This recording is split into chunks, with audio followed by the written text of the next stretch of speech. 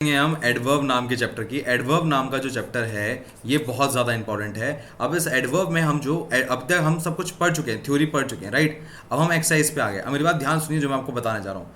Theory में आपके साथ क्या है, यहाँ पर देखिए, I can not ask my father for his car without any vividly reason. अब यहाँ पर आपको याद होगा मैंने एनी को आपको एडवर्ब के फॉर्म में बताया था, याद है आपको। तो एडवर्ब एडवर्ब दोनों एक साथ कैसे आ सकती हैं, सोच के देखो। मैं दोबारा आपके सामने आके पढ़ देता हूँ। मैं I can not ask my father for his car without any vividly reason. ये भी एडवर्ब, ये भी एडवर्ब, कैसे हो सकता है। तो यहाँ विविडली नहीं आएगा, यहाँ विविड शब्द आएगा। क्लियर है। आगे देखें जरा, अगला क्वेश्चन देखें। She took T and said that it tested sweetly, या नो एरर। देखिए सेंटेंस आपको सही लग रहा होगा, वर्ब के बाद एडवर्ब आ रही है, बट ऐसा नहीं है। ध्यान से देखेंगे जरा, एक बार फिर से देखेंगे जरा कि ये सही क्यों नहीं है। यहाँ पर पूरा सेंटेंस है ये, यहाँ पर आके एडवर्ब आ गई। प्रॉब्लम क्या है, इस वर्ड के साथ प्रॉब्लम है। देखिए आपके 5 सेंसेस होते हैं, कौन कौन से होते हैं। पहले तो आइज़ होती हैं, आइज़ के बगल में होते हैं ईयर, ईयर के नीचे होता है नोज़, नोज़ के नीचे होती है टंग, और लास्ट होता है आपका स्किन।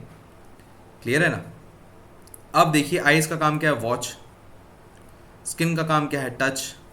ईयर का काम है हियर, या नोज़ का काम है स्मेल, और टंग का काम है टेस्ट।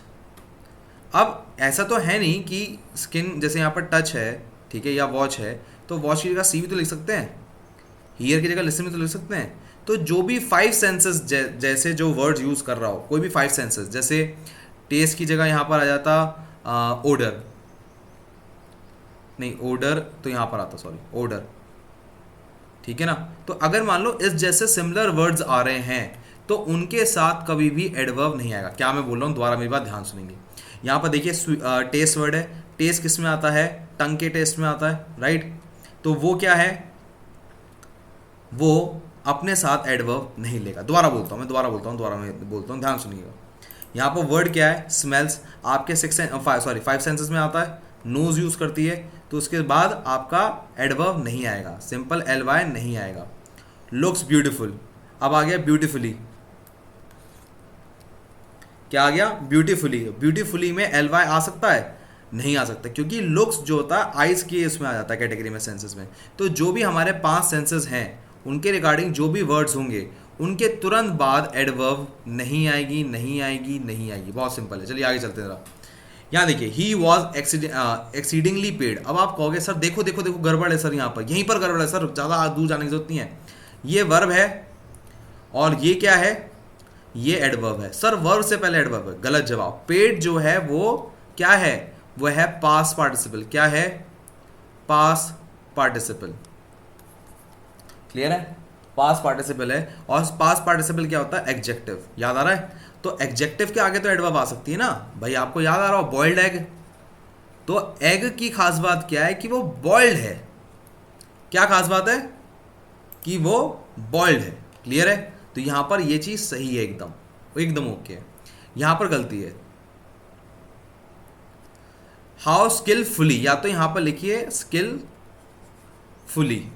या यहां पर कोई नाउन लगाइए, जैसे what colour do you like, what colour do you like. तो यहां कलर क्या है, नाउन है, और इसका एडजेक्टिव व्हाट है। क्लियर है। यहां पर अगर हाउ के बाद, क्वेश्चन वर्ड के बाद अगर आपको लगाना है, या तो कोई नाउन लगाइए या एडवर्ब लगाइए। ये नियम होता है इसका, बस याद कर लीजिए। मैं आपको दोबारा बता दे रहा हूं, ध्यान सुनिएगा मेरी बात, मैं दोबारा बोल दे रहा हूं। हाउ के बाद या कोई भी क्वेश्चन वर्ड के बाद अगर आप कुछ लगाना चाहते हैं, या तो आप एडवर्ब लगाएंगे या आप नाउन लगा सकते हैं। क्या मेरी बात क्लियर है, बहुत ही सिंपल था, कोई बड़ी बात नहीं थी। चलिए आगे देखते हैं जरा। आगे देखते हैं। I met her about 10 years ago and I have remembered her ever for। बिल्कुल सही लग रहा होगा, कोई दिक्कत नहीं, बट मैं आपको बताता हूँ ये एक फ्रेज है, फॉर के साथ हमेशा सिंस आता है, मतलब सॉरी एवर के साथ हमेशा सिंस आता है। दोबारा बोलता हूँ, मेरी बात ध्यान सुनेंगे। मैंने क्या बोला, एवर और सिंस हमेशा साथ साथ आते हैं। एवर फॉर नाम की कोई चीज़ नहीं होती, वो आप जो सुने हैं वो फॉर एवर है।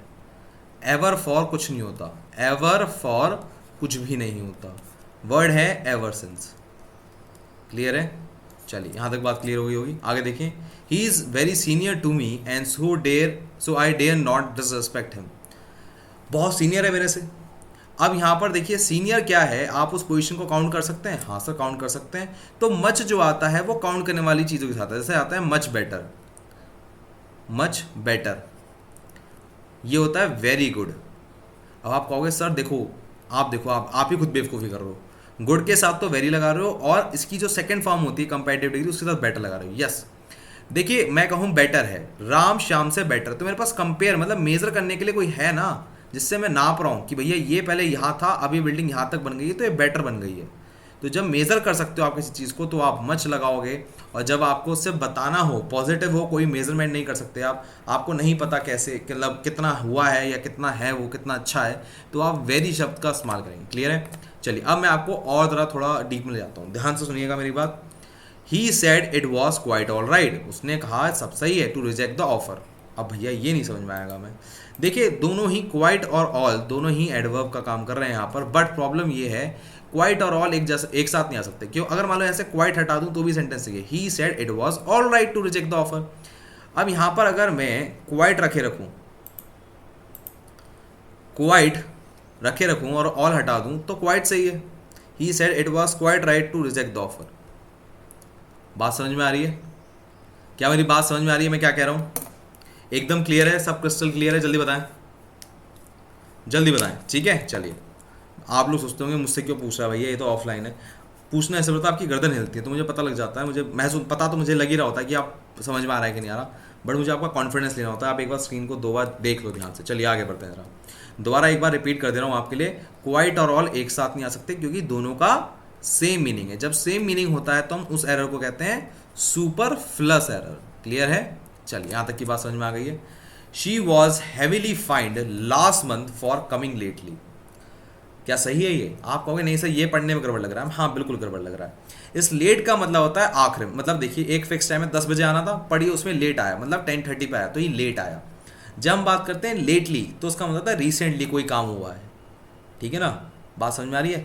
हैज़ ही कम लेटली, क्या वो रिसेंटली आया, इसका मतलब ये होता है। डिड ही कम लेट मतलब क्या वो समय पर नहीं आया है, इसका मतलब ये है। क्या मेरी बात आपको क्लियर है? तो फोर्थ का आंसर ये हो गया। चलिए आगे देखते हैं जरा। I am too glad to receive the offer letter of this company. मेरी बात ध्यान सुने, आई एम टू ग्लैड, यहाँ पर टू नहीं आ सकता। क्या सर सही तो है, यू टू ब्यूटिफुल नहीं बोलते हम, गलत बोलते हैं। जब नेगेटिव वर्ड होते हैं उनके साथ टू आता है, जो नेगेटिव वर्ड होते हैं उनके साथ टू आता है, और जो पॉजिटिव वर्ड होते हैं उनके साथ जो आता है वो वेरी आता है। You are very beautiful, you are very pretty. ये टू प्रिटी नाम की कोई चीज़ नहीं होती है, टू प्रिटी नाम की कोई चीज़ नहीं होती, टू वेरी ब्यूटिफुल नाम की चीज़ होती है। यहाँ पर टू बैड आएगा, टू अगली आएगा, टू विकेट आएगा। क्या मेरी बात समझ में आ रही है? जल्दी बताएं। चलिए यहाँ तक बात समझ में आ गई है तो हम जरा आगे बढ़ते हैं। अगला क्वेश्चन देखिए, बहुत ही अच्छा है। अब यहाँ पर ये सेंटेंस देखिए, ये सेंटेंस में आपको तुरंत कहेंगे सर पहले अभी आपने पढ़ाया था तो टू यहाँ पर आएगा। बिल्कुल सही बात है क्योंकि यहाँ पर नेगेटिव है। बट अगर मान लो यहाँ पर मैं कोई नाउन डाल दूँ, क्या डाल दूँ? नाउन डाल दूँ, तो यहाँ पर टॉयज डाल दूँ तो एकदम सही है। Too much toys, too much cars, too much boyfriend. तो कोई भी नाउन अगर यहाँ पर आता, ये तो अब यहाँ पर एग्जेक्टिव है तो एग्जेक्टिव के लिए नेगेटिव है तो टू आएगा ही आएगा। यही तो बताया था मैंने भी आपको, मैं मना थोड़ा कर रहा हूँ। टू आता है नेगेटिव के साथ, अगली बैड इनके साथ। क्लियर है? तो यहाँ पर भी नेगेटिव है तो टू यहाँ पर ही आएगा। बट यहाँ पर अगर नाउन हो जाता तो ये बदल जाती। जरा यहाँ पर देखिए, मच टू आएगा एग्जेक्टिव के साथ जो नेगेटिव है, और यहाँ टू मच आएगा नाउन के साथ। क्या मेरी बात क्लियर है? बहुत सिंपल था। चलिए आगे बढ़ते हैं। The amount which the company has paid to the department of the dead worker is fairly unjustified. The amount which the company has paid to department of the dead worker is fairly unjustified. देखिए ये क्या negative word, ये क्या positive, Fairlie positive, तो ये गलत है। यहाँ पर आएगा वर्ड रेदर। क्या आएगा? वर्ड रेदर आएगा। बात समझ में आ रही है आपको मेरी? अब देखिए जो रेदर वर्ड है वो आपको पता होगा देन के साथ आता है, यस, बट वो कंपैरिजन में आता है। ठीक है, अब वो मैं आपको बाद में पढ़ाऊंगा। और रेदर जो होता है वो सेंटेंस की बीच में आना चाहिए, तभी देन को आने की जगह मिलेगी। बात समझ में आ रहे हैं? यहाँ पर ऐसे अगर आखिर में यूज़ कर रहे हैं और आगे यहाँ पर एग्जेक्टिव, मान लो यहाँ एग्जेक्टिव है तो इससे पहले खाली रेदर ही आएगा। क्या मेरी बात समझ में आ रही है? जल्दी बताएं। दोबारा बोलता हूँ, मैंने क्या बोला, मैंने बड़ा कंफ्यूज कर दिया आपको। देखिए पहली बात तो नेगेटिव वर्ड है तो कोई नेगेटिव एग्जेक्टिव ही आएगा, इसका मतलब यहाँ पर आएगा रेदर। रेदर देन का इस्तेमाल होता है, रेदर देन का इस्तेमाल होता है, पर रेदर को कहीं शुरुआत में आना होगा तभी देन को आने की जगह मिलेगी। क्लियर है? ये कहानी है, बस इतनी सी बात है। चलिए आगे बढ़ते हैं जरा। बस ये हमारी ग्रामर सारी ख़त्म हो चुकी है। यहाँ पर आपको सिर्फ एक बात और बतानी है मेरे को, ग्रामर मतलब एडवर्ब ख़त्म हो गई है। यहाँ पर एक बात बतानी है, देखिए फेली टू गुड नाम की कोई चीज़ नहीं होती, रेदर टू गुड होता है। सर अभी आप कंफ्यूज कर रहे हो, अभी आपने बताया कि जो टू आता है वो नेगेटिव के साथ आता है और रेदर भी नेगेटिव के साथ आता है। देखो जहर ही जहर को काटता है, जहर ही जहर को काटता है, तो इसलिए ये पॉजिटिव के साथ आ सकता है। क्या मेरी बात समझ में आ रही? जल्दी बताएंगे सब लोग। हाँ सर आ गई, बस यही कहानी है, बस सिंपल सी, दैट्स इट। तो हमारा एडवर्ब चैप्टर खत्म हो गया है। प्लीज़ मेक श्योर आप इसे रिवाइज जरूर करें और जो आपको एक्सरसाइज क्वेश्चन दिए वो ज़रूर करें।